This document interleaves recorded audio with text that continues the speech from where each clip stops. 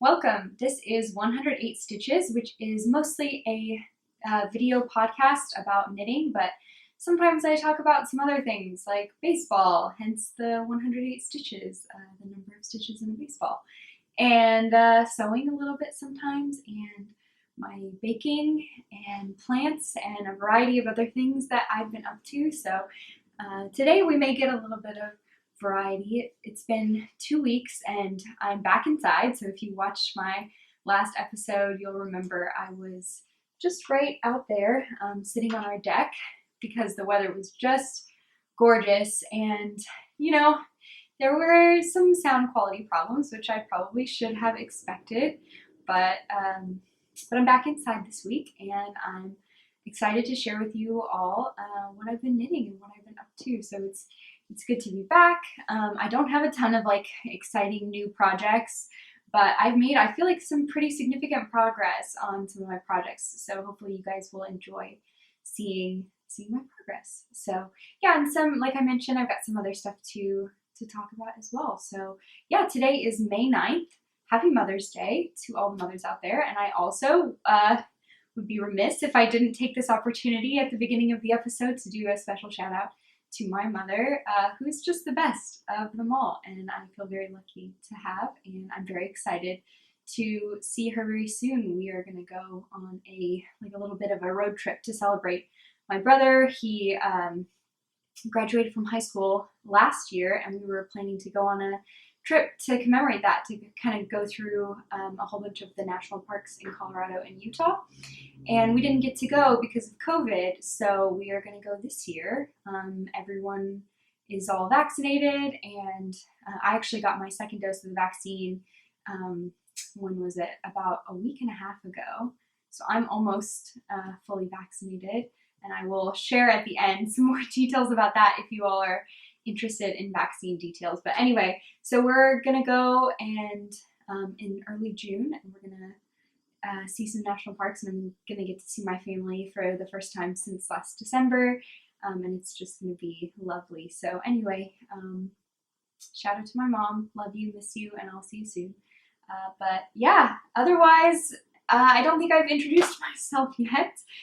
My name is Emily, and I live in Seattle, Washington with my pup Norman and my husband Office, and I work as, well actually my title's a little bit different now. I was going to share this at the end as well, but I work for the Seattle Mariners, and I was previously a baseball analyst for the Seattle Mariners, and had recently moved to a very related department, some closely related department called Baseball Projects, and have been promoted to coordinator of baseball projects, which is very exciting, really good news. But a lot of the work I do is very similar to what I was doing before, but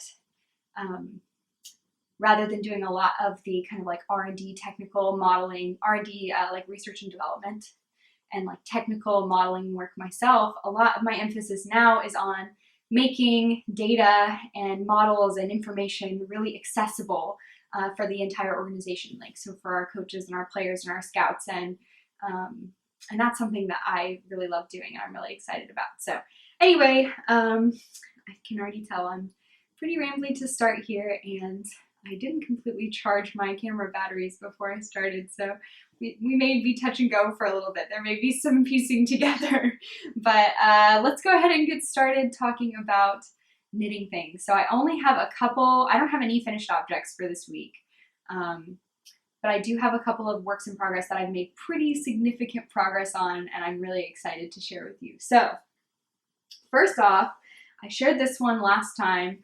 This is my Poet Shawl, which is a shawl pattern by Sari Nordlund, and I am using Brooklyn Tweed Shelter in the Iceberg colorway. And last time I remembered when I showed this, I remembered to put a stitch marker in where I showed, like where I was when I showed y'all last time, so you can see my progress. It actually may be difficult. I don't have this on a long enough needle. So hopefully I don't lose any stitches. Let me try to find the stitch marker. Okay, so scoot this over. This stitch marker here, if you can see it, get this all out. Okay, this stitch marker right here, oops, yeah, right here. This is where I was last time I podcasted, so that's last time. So it's the tip of the triangle to there, and you can probably see I've made quite a bit of progress on this since then. So here it is now. I can't even fit it all in the screen. It is sizable. I have made quite a bit of progress. Yeah, and you can't even see the full size because I have it scrunched up on this needle here, but I am still doing seed stitch. So this is a, like I mentioned, this is the Poet Shawl by Sari Nordlund, and it is a giant seed stitch triangle with two kind of lace panels toward the end. And I'm almost there, but I'm still not quite to the first lace panel. So we still have a little bit to go. I think, so the like increases here, I started at the beginning here with this tiny triangle, and then I've been doing increases. There's like a 15-row repeat with different like increases. And I have marked down here, like I check off once I make it through each pattern repeat, like each 15-row increase repeat. And I don't know how many, I guess I had to do that pattern repeat like 22 times. And I have done it like, looks like I've done it like 19 times. So I have just a couple more. I have over 200 stitches on the needle now.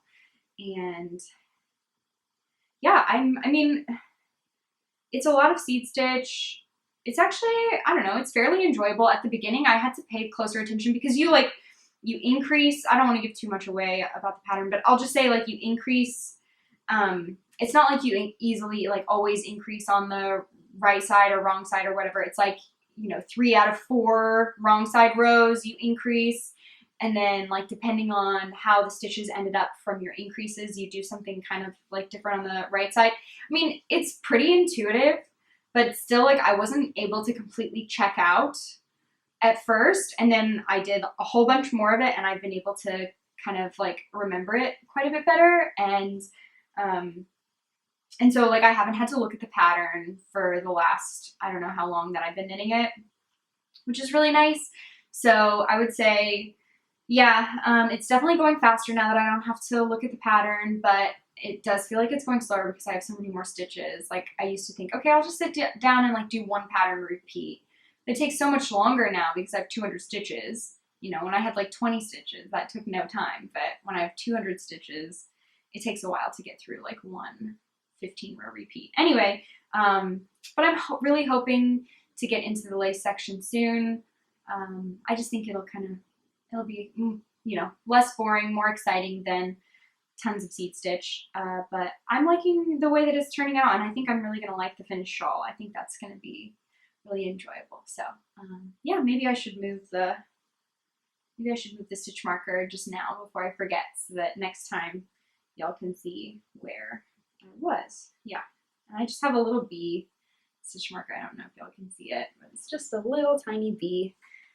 I think I got this actually in my Grenouille advent calendar. You may not be able to see that. There we go. Yeah, just a little bee. And I got it in my Grenouille advent calendar last year. And I love it. It's very cute. So, yeah. Oh, I'm still fuzzy. Here we go.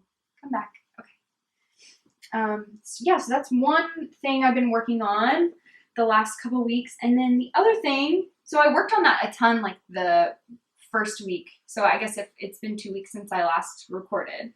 The first week I worked on this a ton and then kind of put it down and hadn't touched it at all because I spent the whole second week working on this project, which is another Stripey Tank. So if y'all remember, I actually have it here, I can show you.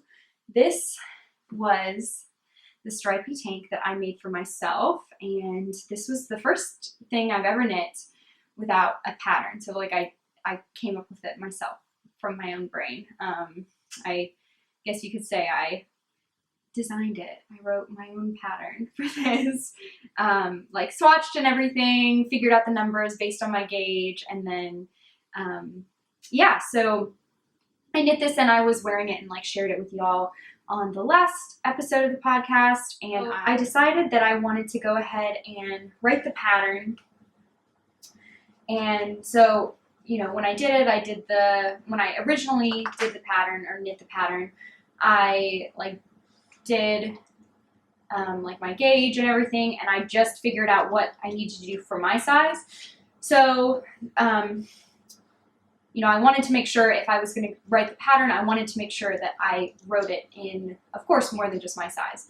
So I wanted to write it in a really wide range of sizes and with like frequent sizes in between, so that everyone should have the opportunity to knit the pattern if they want to. So, yeah, this is my first time ever doing ever doing anything like that, writing a pattern or doing the math at least for a pattern. And I was really nervous at first. I was nervous that it was going to be too difficult. And honestly, I think, you know, it's like a puzzle. It's very much up my alley. I feel like it's, you know, it's like you take these measurements that you have for different body sizes, for a wide range of body sizes, you know, what their bust measurement is and what their shoulder measurements are and their armhole measurements and everything. And then I just, you know, got to use proportions and logic and puzzling and math to figure out, you know, how to make this fit a variety of different folks. And I had the best time. It was very fun. And like once I started doing it, I was just kind of entranced, I guess, and, you know, was really focused and spent a lot of time working on it. And so anyway, I put together this skeleton of kind of a pattern, all the relevant kind of places. So of course, like, you know, you knit the body a certain length or whatever, but kind of how many stitches I should have for the body for each size, and how many stitches I should have for the front and the back and the armholes and the neck and all of that. And so I wrote all that down, and I decided that I wanted to knit another one. I had already been thinking that I wanted to knit another one. I wanted to knit one for my sister, and this time I was going to just, you know, not do it based on my brain, just do it exactly based on what I wrote. So I guess I'm kind of like test knitting my own pattern, but I decided to do that, and so I'm going through that now. And so I started that about a week ago, I would say, and I did, when I wrote it up, I made a couple changes to the pattern based on this one. I think it was like a little bit too wide. I wanted the shoulders to come in a little bit more, so like, you know, I made that change, and I also wanted a little bit more space in the armholes. It was like a little bit tight up under the arms.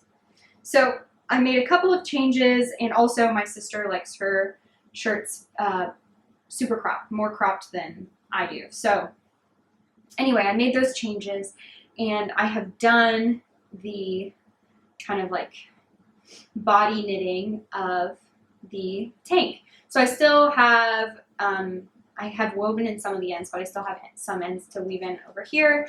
And then I just need to do the neck, the little mock neck, and around the armholes. But yeah, this is it. And I'm really happy with the colors. It's much more variegated. These ones are all tonals. And of course, like, you know, this is going to be my favorite.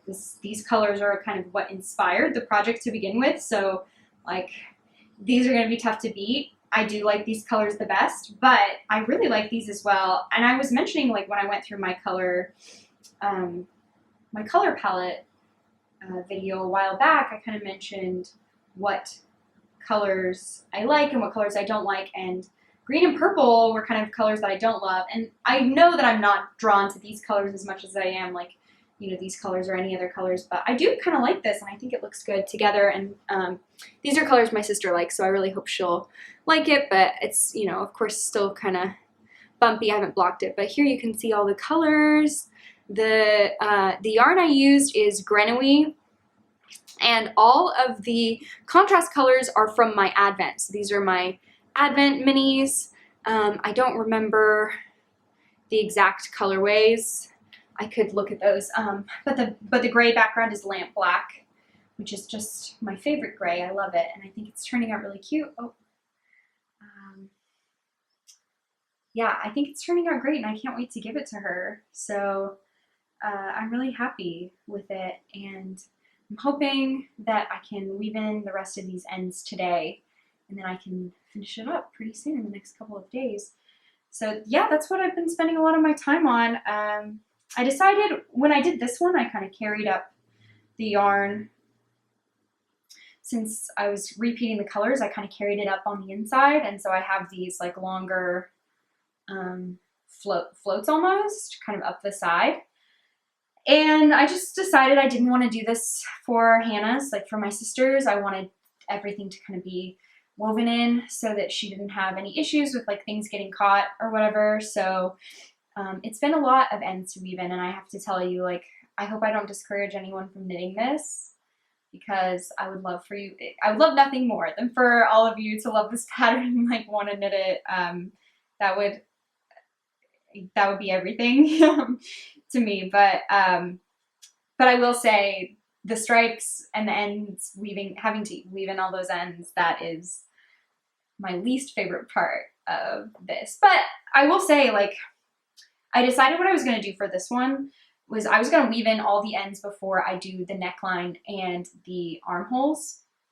Or like, you know, there's like an I-cord bind off. I guess I'm giving away all the secret. It's fine. I'm not worried about it. But there's an I-cord bind off around the armholes. You can see that here. Yeah, there's just like a kind of edging around the armholes. And anyway, I decided that I wanted to weave all the ends in before I do the neckline and the edging around the armholes, just because I didn't want to finish with weaving in all the ends. And that way, if I kind of thought about it as weaving in the ends was part of it, like was kind of part of the project, it didn't feel as bad. And I've broken them up in sections. Like, I haven't done them all in one day. I've done, I don't even want to say how many ends I've woven in, because I think it's going to discourage people from wanting to knit it. I mean, I know there are other ways, like, I know there are other things that you can do. Like Stephen West has some tips for, I think, for weaving in ends as you go, kind of like you knit them back together with, like with your project as you continue. So that's something that people could definitely do if they wanted to. Or if you use a more like toothy yarn, you can always like spit splice it. Or, I mean, some people do like those magic knots. That's totally possible as well. And if you feel comfortable, you can carry the yarn up. Or, I mean, you know, you could knit it all in one color, or you can knit it in two colors so that you can just carry it up and you don't have longer, like, float kind of things up on the inside. Anyway, but I just decided that I wanted to weave in all the ends for this one. Wanted to just, you know, get them all tucked in there really nice and good. And there have been a lot, and I've broken them up into sections, and that's definitely made it better. Like, I'll sit down and do like 20 ends at a time. And I'm not quite done yet, and I've done a couple of those sessions. So now, if that tells you how many ends there are, but definitely worth it. I love the striping. It's just so fun. I don't know. Of course I love it. I picked these colors to go together. I designed the shirt myself. So of course I'm going to be biased and love it. But anyway, I did have a couple questions for you all, if you could help me out, because this is the first time I've ever done anything like this. I've never designed a pattern or, you know, done anything, and we'll see. I mean, you know, we've still got some time before anything's going to be coming out, and I want to make sure that I do it the right way, and that you know, all of the different sizes are perfect for folks with different, you know, bust measurements and everything. So I want to do it the best that I can. But I have questions for, what do y'all like to see in your knitting patterns? Like, is there anything that you've seen in some knitting patterns that you just love, or something that you really love to see? If you guys could, you know, maybe just comment below what you love to see in your knitting patterns, that would definitely help me out. A couple things that I've been thinking about that I just really love to see are, you know, every time you finish a section, I love it when the designer includes like how many stitches you should have on your needle.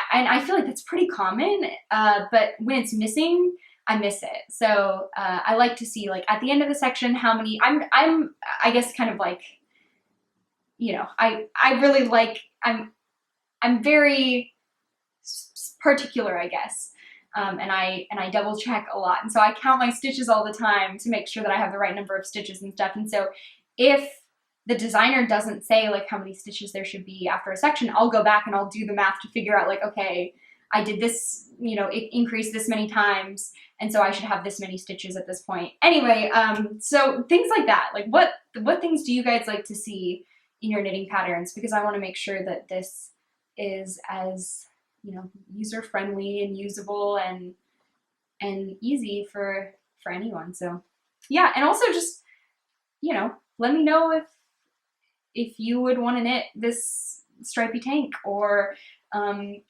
what colors you would want to do. I cannot stop thinking about color combinations for this. I'm constantly just like, I want to make so many of them. I like, you know, I was thinking that this would be my last one, but I think I'll have to knit more. I have so many minis, and it's just such a great way to use minis. I just love it. I think so many designers, or not designers, yarn dyers are doing mini sets now, like 5 mini sets, like 5 color mini sets.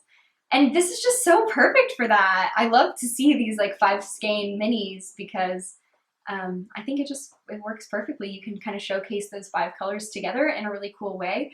And I think the garment is so fun. So anyway, enough of this, enough tooting my own horn. But hopefully I will have this finished to show you all soon. And we'll have some updates about the pattern, and potentially like a testing call. If anyone's interested in testing this pattern for me, stay tuned. I will probably have information about that in the podcast as well as on Instagram. That's a great place to look if you are interested in pattern updates for this. So yeah, and you can find my Instagram information below. Also, I'll just say here, I'm everywhere as @MWeekert. So yeah, stay tuned for updates on this front. And that is, yeah, that's really all my works in progress for this week. I did knit a swatch, and I'm really excited about it. I want to share this with you. So I got this yarn a while back. This is Ulysse, I think is how you say it, from Rerum Natura. Hopefully that's right. But it's this beautiful, just like really soft, creamy gray color. Let me kind of give you a little peek at the yarn. Hopefully it'll focus here. Yeah, there we go. But really nice. I really love this color. It's just a beautiful creamy neutral. And I got it a while back because I think I mentioned this, oh, who knows how long ago on the podcast, but I got an ad for this like Madewell sweater, and it was a brioche, or like half brioche raglan, and it had these like your raglan increases, but it wasn't just like one kind of row of raglan increases. It was like a thicker raglan increase section, and then it also had kind of like matching decreases, kind of to make like a diamond pattern on the sweater on the front. And I just really loved it, and I wanted to make one for myself. So I found this pattern. It is the pattern is called Birthday. The designer, I am not sure about pronunciation. ANKESTRiCK, ANKESTRiCK. And yeah, so it has the like, it's a brioche pullover, it's a raglan, and it has the top raglan part looks exactly like this sweater that I had in mind, but it doesn't have the detail on the bottom, and the neckline is different. So it has like a pretty wide neckline, and this one is like higher up, more like a mock neck. So almost similar to my tank that I knit. It has like kind of a mock neck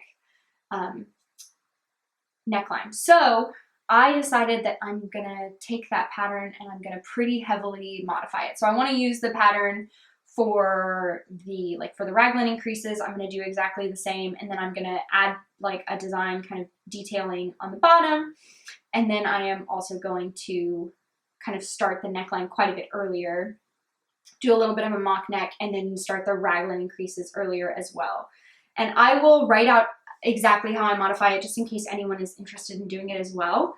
I'm not going to write it out for like different sizes. I'm just going to write out what I do for my size, because it's so heavily based on this other pattern. I'm almost, you know, I'm doing the body and everything the exact same as this other pattern, so I'll just write out my modifications in case anyone's interested. But yeah, I decided to go ahead and knit a swatch, and y'all, I really like this yarn. So I think I talked about it when it arrived, and I just wanted to take a minute. I feel like I'm already talking for forever and I've been super rambly, but I did want to just take a minute to talk about like different types of yarn that I've been using as well. So for a while, I feel like I basically only used superwash merino. So that's kind of like your standard that you would get from like an indie dyer, most like yarn companies that you would find like in your local yarn store. You'll find a ton of superwash merino yarn, and it's just like very, I would say, like it's very soft, it's very smooth. You know, it's not scratchy at all, it's not toothy, it's not like rustic or what you would characterize as rustic. And you know, it takes dye really well, so a lot of like the variegated yarns that you see are this like superwash merino yarn. And so like you can get all kinds of beautiful, beautiful, soft, smooth yarn. And that's kind of all I had used for a while until last year. I started, I did a couple projects with more of what I would consider to be like a toothier, more rustic yarn. And so like this sweater that I'm wearing today, or I guess I'm wearing knits on knits. I love to wear knits on knits. And I didn't tell you all what I'm wearing. You guys have probably seen these before if you've watched the podcast, but underneath here I have my soiree sweater, and I'm hiding all of the fun detail parts. But it has these beautiful like honeycomb underarm with these cables that kind of go from the top to the back. Anyway, and then on top I'm wearing my oversized seasons cardigan. The soiree is a pattern by Emily Foden, and the oversized seasons cardigan is a pattern by Ozetta.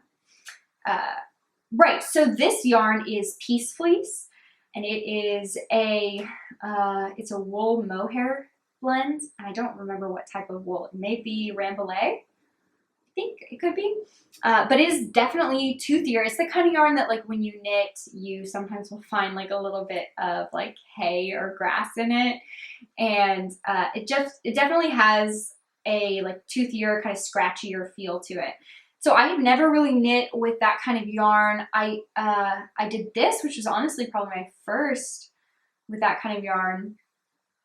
And then I also knit a couple hats, and I knit my Vega jacket, that sweater with the beautiful colorwork shoulders.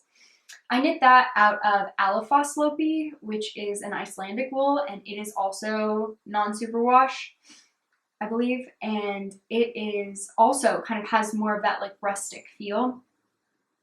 And so I think like, oh, and also I would say the Brooklyn Tweed also kind of has that feel. It's just like a little bit rougher. And also like in that one, you'll sometimes find like little bits of grass or hay or whatever. Anyway, so I love them both.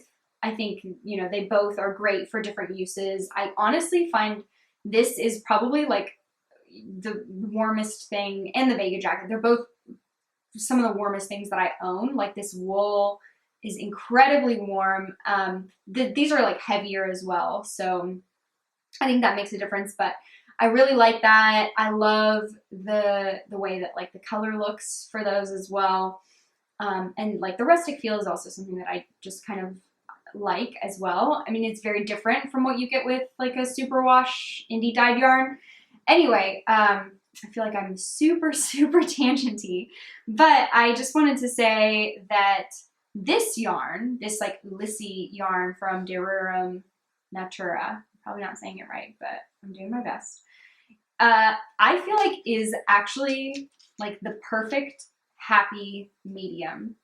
It looks more like kind of like a rustic yarn, and it has that texture that you get that it just feels like wool. You know what I mean? Like it feels like wool, but it has like no bite to it. It's not toothy. It's not scratchy at all. It feels, I don't know, like when I feel it, it feels like butter.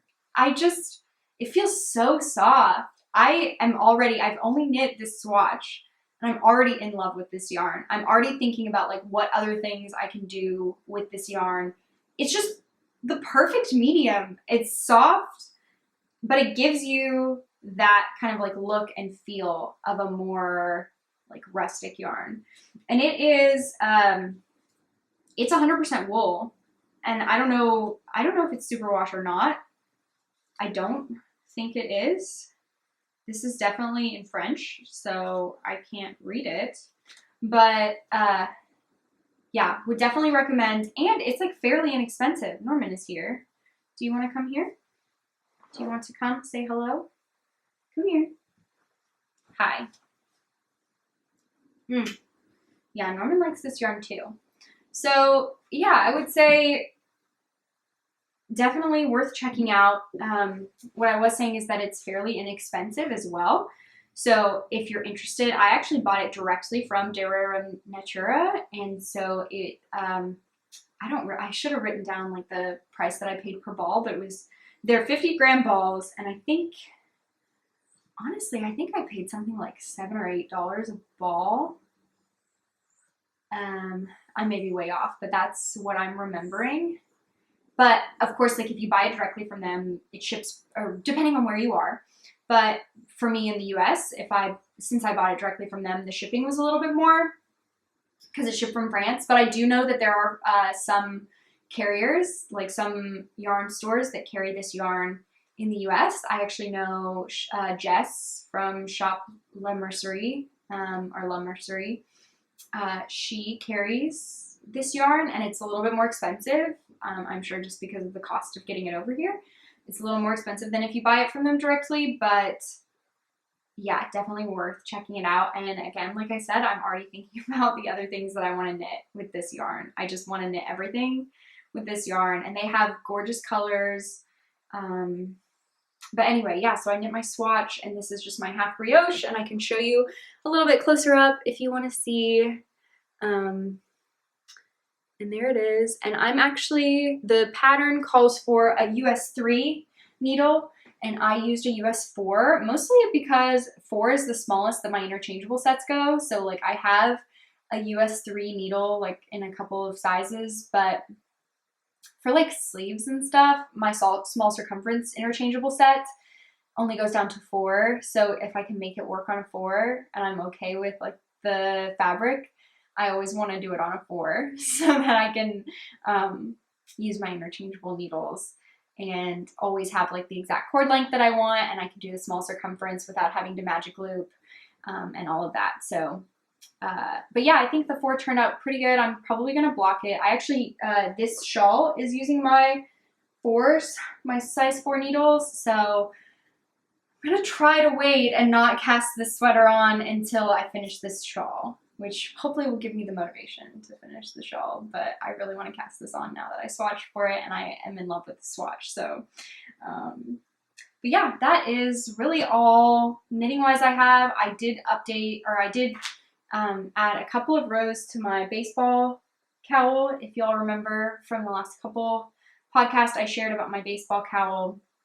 So I'm knitting a cowl, and I do a different stripe every day or every game based on the results of the Mariners game. So one color if they win and one color if they lose, and I can just do a little peek of that now, and I can give my baseball update now, I guess. But I'm about a week behind, but here's the progress so far. The dark blue is for if they win, and the lighter blue is if they lose. So they started out really great, and then we had a rough stretch here, but I think they bounced back and have been closer to like 500 recently.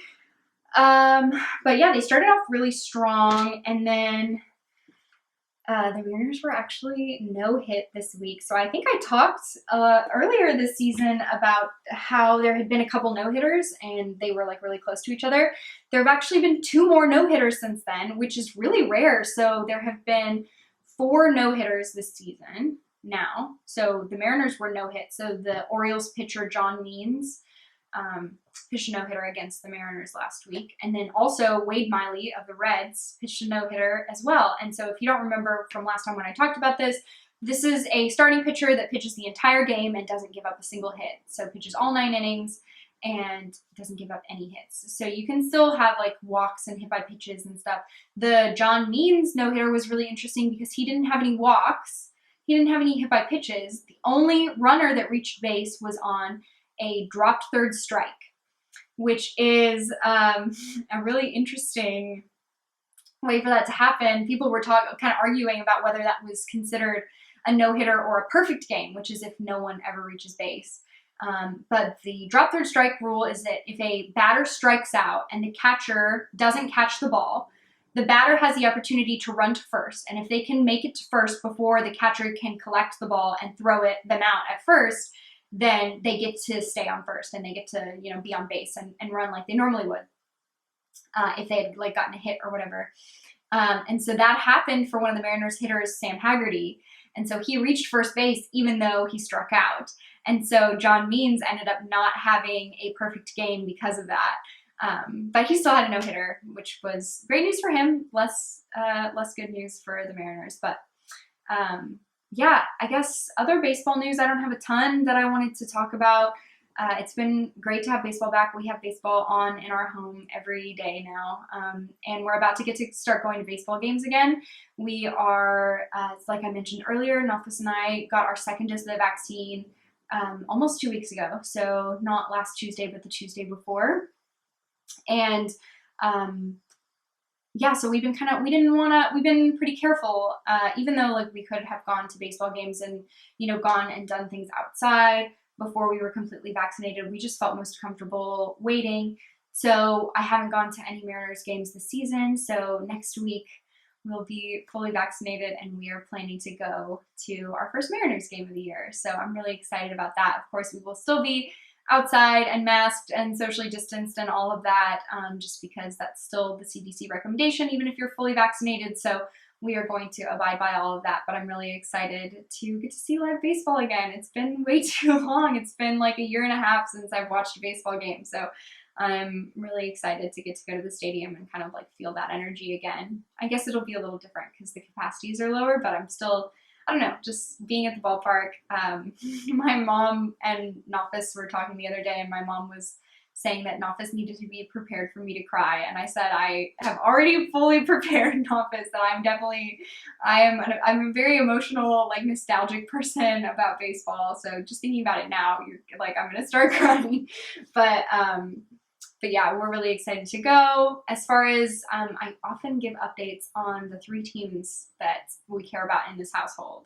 So hopefully I'm creating like Mariners fans out there. If there's anyone who like wasn't a baseball fan before and you are watching this podcast now, I hope that you at least, you know, subconsciously root for the Mariners a little bit. But the other 2 teams that we follow a little bit, I grew up a Cardinals fan. And the Cardinals have been playing very well recently. I think they've won 8 of their last 10 games and are now in first place in the National League Central, which is very exciting. It's been fun to watch them kind of have some success. And then the Marlins are my husband's favorite team. And if you're interested in why that's his favorite team, you should go back towards the beginning of the podcast. I don't remember exactly what episode, but I talk about why he is a Marlins fan, and spoiler alert, he's never been to Miami. So it is not any like geographical tie, which I think is often the case for sports fandoms. But anyway, the Marlins have also been playing, I think they've been around 500. They're not super great, but they actually won their last like 4 or 5 games. And they have a player who's kind of a rookie who kind of emerged on the scene this year who's been really fun that we've loved watching, Jazz Chisholm. He's been really fun to watch. So anyway, yeah, that's the baseball updates that I have. I feel like I'm going way out of order, and I'm also like, I've already been talking for so long, and I have more that I want to talk about. So if you want to hear more, please, you know, keep listening, and if you're done with me, that's fine, and I'll talk to you next time. But I did have some acquisitions that finally have arrived. I feel like I've been talking about these acquisitions forever, and they have arrived now, and so I want to share them with you. So let me grab them here. first, I guess I'll share the ones I talked about last week. So I mentioned that I bought, or not last week, last episode, it's 2 weeks ago, I think. I bought some Big Little Yarn Co., which is a yarn that I kind of have had my eye on for a little bit. Melanie, the dyer behind Big Little Yarn Co., is just so lovely, and I've been thinking about buying her yarn for a while, and then she ended up actually moving to Japan, and so like the shipping and stuff is like a little bit more from there, but I was really excited when I saw that Jess from La Mercerie got a shipment of her yarn, and I snagged, so first originally I bought just these 2 skeins. So this color is Lichen. It's just so pretty. Green, yellow, brown. There are these fun little specks of like blue as well in there. I don't know if you can see the little bits of blue, but very, very pretty. And then there's a coordinating tonal that goes with this yarn called Bramble, which is this beautiful like reddish purpley brown. And so I originally just bought these 2, and then I couldn't stop thinking about Bramble.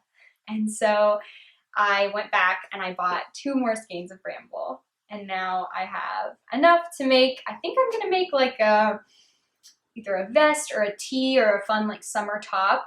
I could probably do, I could do another sweater. Like I could do maybe the pavement sweater again. Like I have enough yarn for that, or I could do like a cropped sweater. This is fingering weight yarn, so this is her, I think it's 80/20 superwash merino nylon. So I'm not sure exactly what I'm going to do with it yet, but I'm kind of thinking about trying to do like maybe a vest or like a fun t-shirt type thing, and then I will likely have some left over that I could still use as like heels, toes, and cuffs with the Lichen if I wanted to do that for like socks.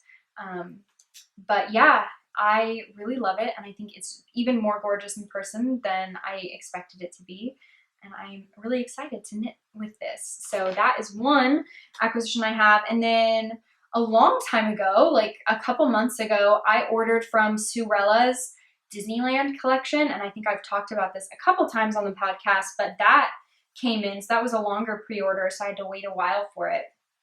But I had purchased 1 full skein of the Wildest Ride in the Wilderness, which is the tonal for their Thunder Mountain Railroad colorway. So if you've been to Disneyland or Disney World, you may remember the Thunder Mountain Railroad is one of my favorites as well. One of my favorite rides, and this color is just so pretty. I have been so into this like pinkish, I don't know, like rusty color so much recently, but I think it's just beautiful. And then I also couldn't not get the mini set. So they had 2 mini sets. One was like the brighter colors, like the brighter tonals from the collection, and this one was the more kind of like, I don't know, moody or like subdued colors, tonals from the collection. This is the Adventureland mini set, and I think it's just so pretty. I already have been thinking about if I want to make another Stripey Tank with these minis. I could even do these together, although one of the minis is the same color as the minis, or as the main skein. These are the same, the Wildest Ride in the Wilderness. So I could like remove this and just do it with the 4 stripes, or I've been thinking about not using this as the main skein and using like I made like this one, which is like really dark.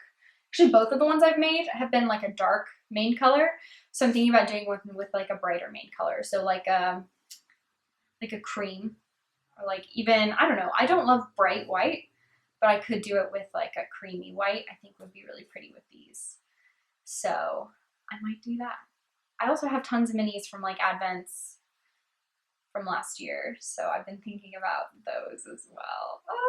I just want to make more Stripey Tanks. So anyway, those are my acquisitions, and let me think. Do I have anything on the way? I bought some yarn from Allie of Explorer Knits. I bought some yarn from her Into the Wild pre-order. I didn't buy a ton. I bought 1 skein, but of this like really gorgeous color that I'm looking forward to. And it will be here in a while. And yeah, I mean, I have the itch to buy yarn, but I haven't that much. I mean, I guess I bought all this stuff, but I haven't that much in the last like month or so, a few weeks. But yeah, so that's my acquisitions. I already talked about baseball stuff, showed you my baseball cowl. All that's left is life stuff. So if you want to head out and don't want to hear about life stuff, that's fine. But I had a couple of like baking and life updates that I wanted to share for those of you who are interested in my sourdough exploits and the like. So yeah, first I guess I'll just talk about our vaccination kind of experience. If anyone's interested, I want to make sure, like, I think there's tons of really great information out there. If you're, you know, concerned about getting vaccinated, or if you have questions, there's lots of great resources. But you know, I'm happy to talk about my experience. If it helps anyone feel comfortable getting vaccinated, I would love to help with that. So yeah, so we got our first dose, I guess, was just over a month ago. And for that dose, I felt totally fine. I had a sore arm almost immediately after we got vaccinated. So my husband and I went and got it at the same time. And so I had a sore arm almost immediately after, and that lasted like a couple days. And then I was, you know, totally fine. No problems at all. My husband actually didn't have a sore arm immediately. And even like the first day his arm was totally fine. He felt great. And then he got a sore arm like a day later. It was just like delayed onset or something. And then his arm was sore for a couple of days as well. And that's all we experienced for the first dose. For the second dose, man, I will say those side effects hit us hard. So yeah, we went, not last Tuesday, but the Tuesday before, we went at like 5 o'clock to get our second dose. And almost immediately afterward, I started having like a pretty bad headache. And that evening, going into the next day, I had, I think, like every possible side effect that you could have. I had, the worst ones were I had like a pretty bad headache for most of the time. I, of course, like felt really fatigued. I was really tired. And I also had like chills and a fever. And the craziest thing that I didn't even think about, I mean, I guess we actually looked it up, and it seems like it's fairly common side effect, so something to be aware of if you haven't yet gotten your second dose. But I had like pretty severe joint pain as well. So like my wrists and my ankles hurt the most, but also like if I bent down, my knees hurt as well. So much so that like it was tough for me to type. I couldn't knit because my wrists hurt so bad. It's a very weird feeling. And then I also had an inflamed lymph node like near my collarbone the day after, on the left side, like on the side that I got vaccinated. So yeah, really had all of the possible symptoms. That day following was tough. I will say there's been some speculation that like how hydrated you are can affect like the severity of your side effects. And, you know, I don't know if there's been enough information to prove that or not, but I will give you my single data point if it's helpful to you, that I was not very hydrated. We had actually gone to Wenatchee the previous day. So this was not last Tuesday, the Tuesday before. And on that Monday, we had gone to Wenatchee to go hike in the wildflowers, and it was not a very covered hike. It was completely sunny outside, and we got a lot of sun, and we hiked for, I don't know, like 6 miles or so.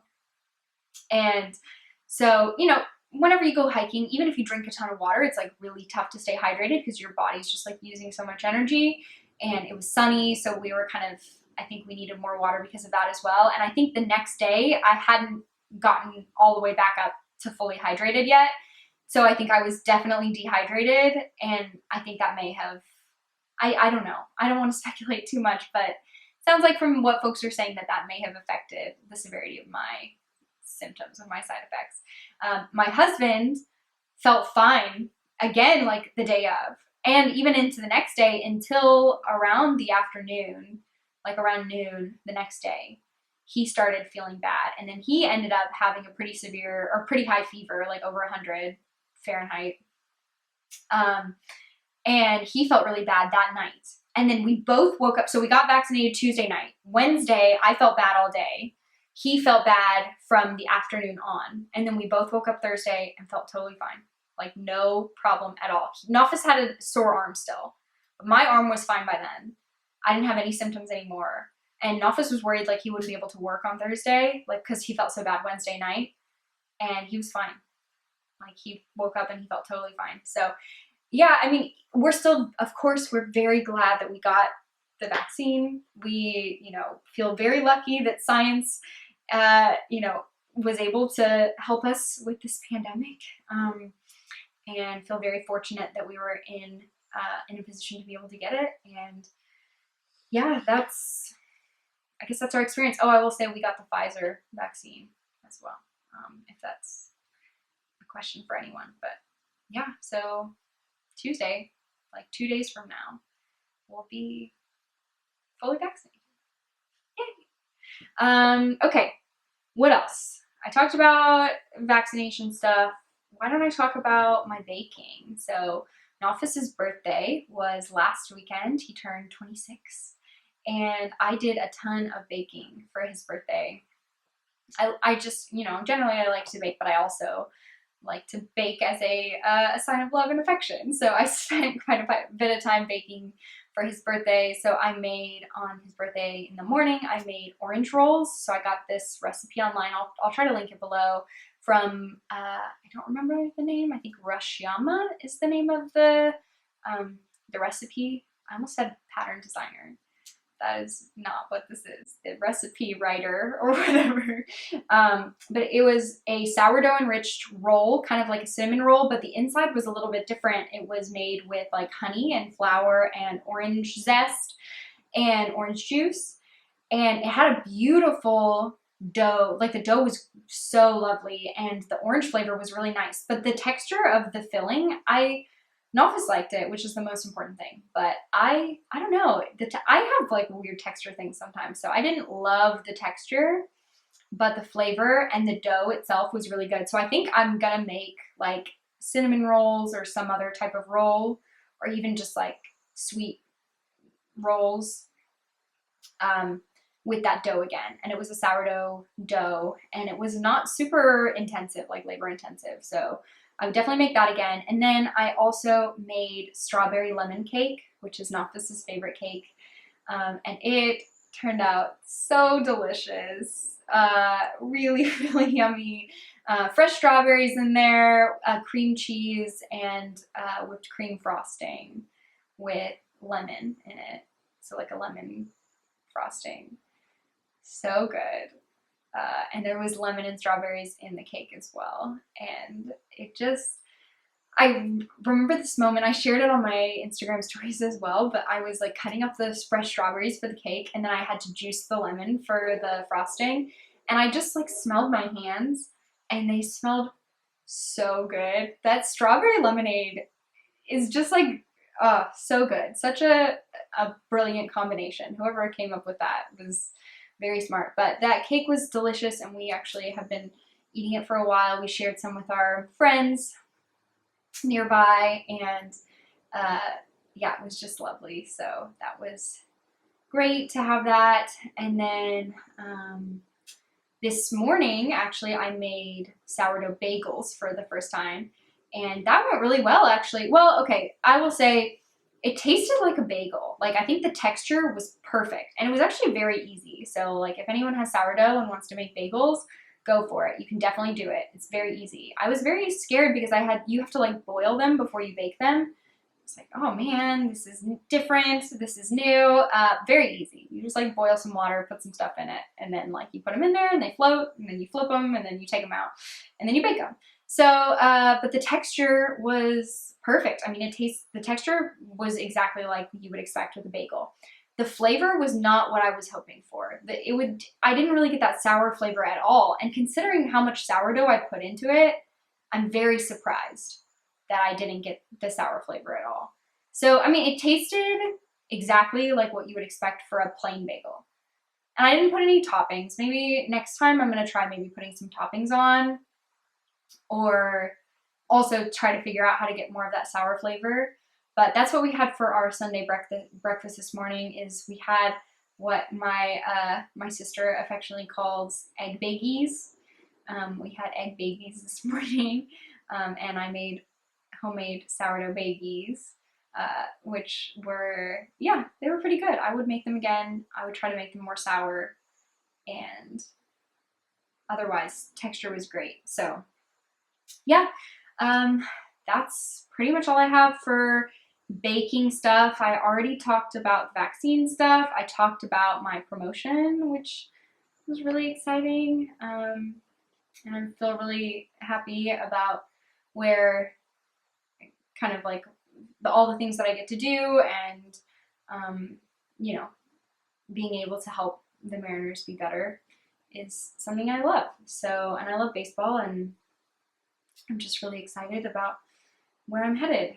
So that's really fun. And then the last thing I wanted to talk about is my plants. So it's spring and there's been more sun, and so all my plants are doing so well, and I'm getting tons of new growth on my plants. I don't know if you all, I don't think I showed you, or maybe I did show on one of the podcasts, that one of my plants dropped like all of its leaves, and it started like a few weeks ago, or actually it may have been like a month ago, started showing little signs of new growth. And so I actually put up my time-lapse camera right up next to it, and it's been going for about a month now, but it has so many new leaves now, so I can't wait to pull off that video. I'm sure I'll share it like on Instagram and everything, but I can't wait to see the time-lapse of those new leaves sprouting. But it's doing great now. I have other plants, yeah, basically all my plants are doing so well right now, and I'm very happy about that. But I got a couple new plants that I wanted to share with you all. I guess I haven't been buying yarn the last few weeks, but I have been buying plants. So maybe it's just an either or situation. But I got, okay, y'all, I'm gonna ruin the name of this, but I got a Rhaphidophora tetrasperma. And I think this one, it has a name, like a common name, I think is Swiss cheese plant. It looks like a baby monstera. I don't know if you guys have seen monsteras before. I also don't know if any of you care about plants, but I care, so I'm gonna share them. But it looks like a baby monstera with these like splits in the leaves. I think it's just so lovely. It's not actually, though. It's not a monstera. It's not even related to the monstera, like directly. I mean, I'm sure, you know, somewhere along the line it is. But yeah, I got this plant and I love it. I think it's doing, I mean, it has a little bit of brown on the edges. It was shipped to me, so I think that it may be still kind of bouncing back from that. But it also has some new growth down here. I don't know if y'all can see this new leaf is it's about to unfurl, so I'm really excited to see that. And it's definitely leaned over. I think it is a plant that likes to climb, so I may have to get like a trellis or something for it to climb. But yeah, that is one plant. And then the other plant that I got is a Ficus Audrey. Oh, and this one actually is in a planter that my friend Ray made for me. Like, she made this from her hands, like from clay.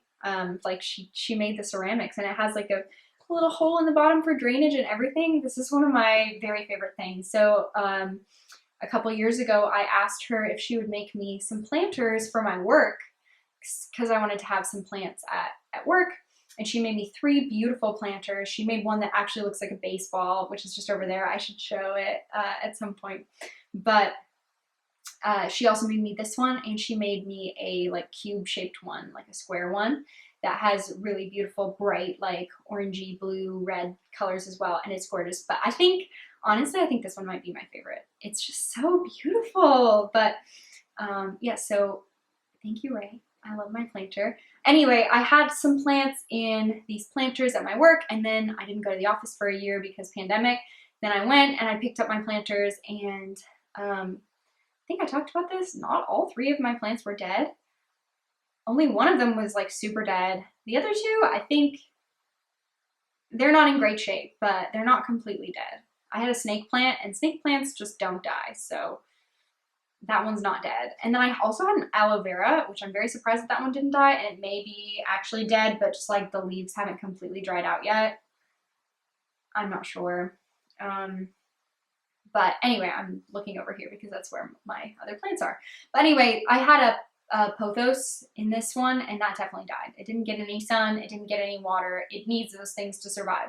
So it died, and so I removed it from this planter, and I put in my new Ficus Audrey. And so this one is a little baby, little tiny baby, and I'm hoping that I can nurture it, and it will grow to be very nice and big someday. So yeah, those are my new plants.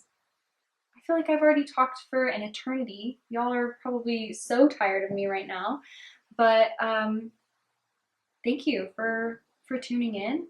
I feel like it's been a good couple of weeks. I feel like there's lots of exciting things on the horizon with baseball and writing patterns, and my, the weather's gorgeous, so we've been spending more time outside, and trips to see family. There's always lots of fun things to knit. So yeah, I'm feeling hopeful and optimistic, and I hope you all are too. So thanks for listening in, and I hope you do lots of knitting and watch lots of baseball and have a great week. Bye.